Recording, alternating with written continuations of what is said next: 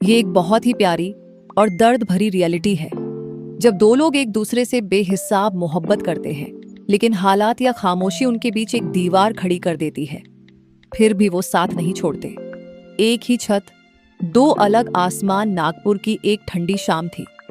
अर्जुन और रिया एक ही बालकनी में बैठे चाय पी रहे थे।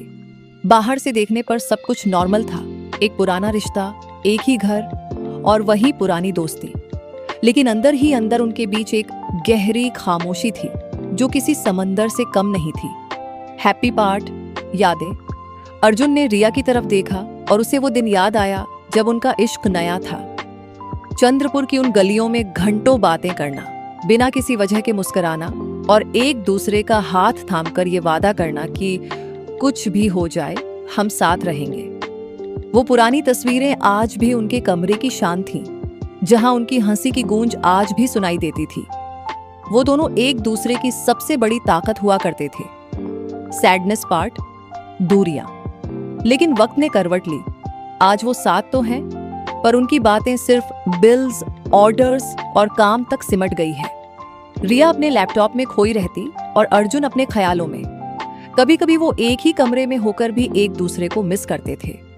वो दोनों जानते थे कि उनके बीच वो पुरानी गर्माहट खत्म हो रही है।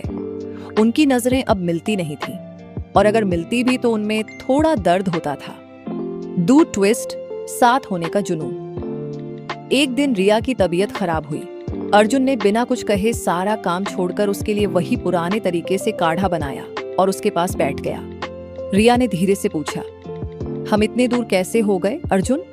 अर्जुन ने उसका हाथ थामा और कहा, दूरियां दिल में नहीं, बस वक्त में आई हैं। हम साथ इसलिए हैं क्योंकि हम आज भी एक दूसरे के बिना अधूरे हैं। शायद ये दूरियां भी हमें ये बताने आई हैं कि हमारा रिश्ता कितना मजबूत है।